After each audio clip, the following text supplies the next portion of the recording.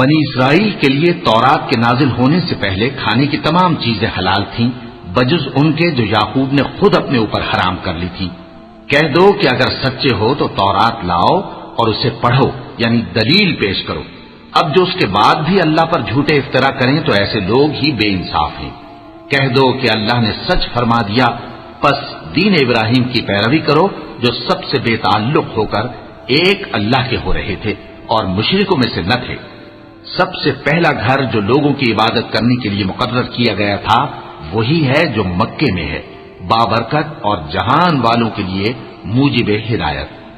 اس میں کھلی ہوئی نشانیاں ہیں جن میں سے ایک ابراہیم کے کھڑے ہونے کی جگہ ہے۔ جو شخص اس مبارک گھر میں داخل ہوا اس نے امن پا لیا، اور لوگوں پر اللہ کا حق یعنی فرض ہے کہ جو اس گھر تک جانے کا مقدور رکھے وہ اس کا حج کرے، اور جو اس حکم کی تعمیل نہ کرے گا تو اللہ بھی اہل عالم سے بے نیاز ہے۔ کہو کہ اے اہل کتاب، تم اللہ کی آیتوں سے کیوں کفر کرتے ہو جبکہ اللہ تمہارے سب اعمال سے باخبر ہے؟ کہو کہ اے اہل کتاب، تم مومنوں کو اللہ کے راستے سے کیوں روکتے ہو اور باوجود کہ تم اس سے واقف ہو اس میں کجی نکالتے ہو، اور اللہ تمہارے کرتوتوں سے بے خبر نہیں؟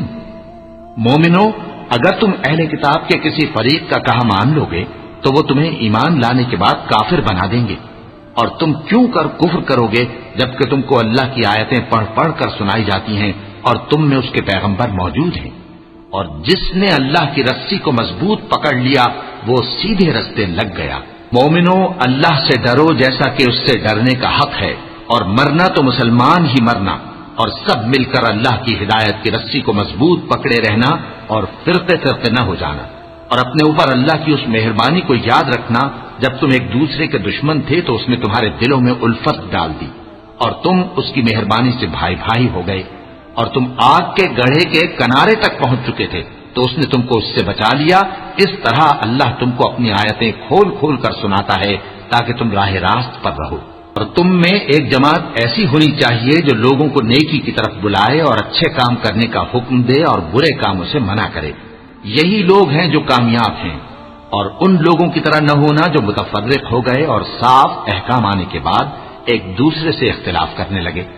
یہ وہ لوگ ہیں جن کو قیامت کے دن بڑا عذاب ہوگا، جس دن بہت سے منہ سفید ہوں گے اور بہت سے سیاہ۔ تو جن لوگوں کے منہ سیاہ ہوں گے ان سے اللہ فرمائے گا، کیا تم ایمان لا کر کافر ہو گئے تھے؟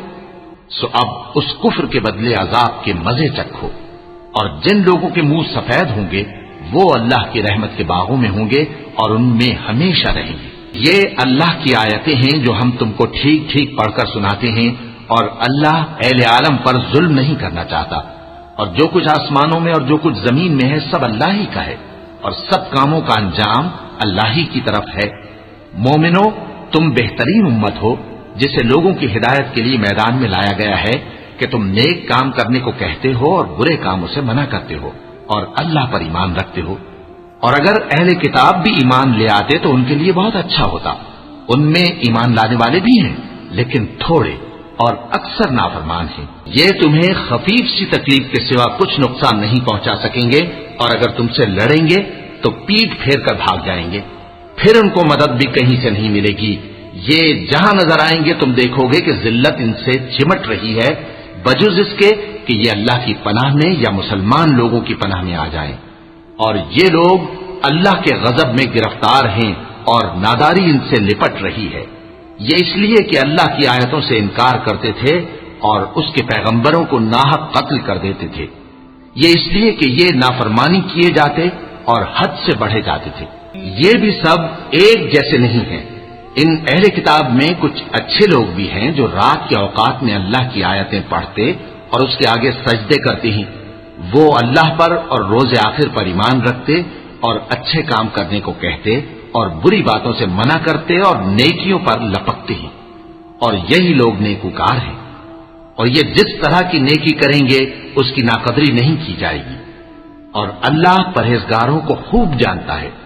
جو لوگ کافر ہیں ان کے مال اور اولاد اللہ کے مقابلے میں ان کے ہرگز کام نہ آئیں گے، اور یہ لوگ اہل دوزخ ہیں کہ ہمیشہ اسی میں رہیں گے۔ یہ لوگ جو مال دنیا کی زندگی میں خرچ کرتے ہیں اس کی مثال آندھی کسی ہے جس میں سخت سردی ہو اور وہ ایسے لوگوں کی کھیتی پر جو اپنے آپ پر ظلم کرتے تھے چلے اور اسے تباہ کر دے. اور اللہ نے ان پر کچھ ظلم نہیں کیا بلکہ یہ خود اپنے اوپر ظلم کر رہے ہیں.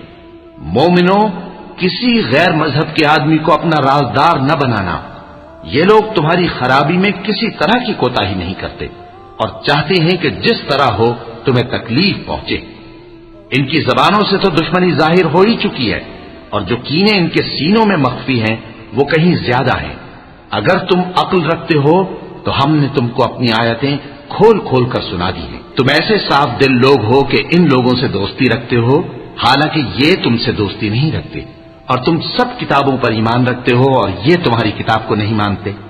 اور جب تم سے ملتے ہیں تو کہتے ہیں ہم ایمان لے آئے ہیں، اور جب تنہا ہوتے ہیں تو تم پر غصے کے سبب انگلیاں کاٹ کاٹ کھاتی ہیں. ان سے کہہ دو کہ اپنے غصے میں مر جاؤ. اللہ تمہارے دلوں کی باتوں سے خوب واقف ہے. اگر تمہیں آسودگی حاصل ہو تو ان کو بری لگتی ہے، اور اگر تمہیں رنج پہنچے تو خوش ہوتی ہیں.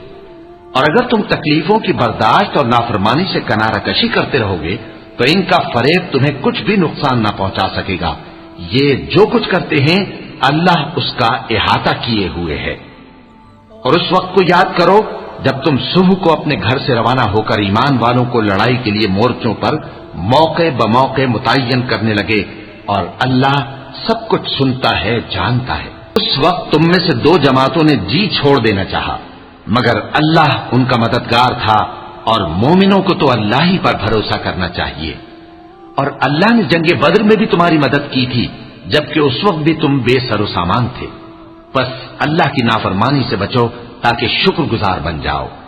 جب تم مومنوں سے یہ کہہ کر ان کے دل بڑھا رہے تھے کہ کیا تم کو یہ کافی نہیں کہ تمہارا پروردگار 3000 فرشتے نازل کر کے تمہیں مدد دے؟ ہاں، کیوں نہیں.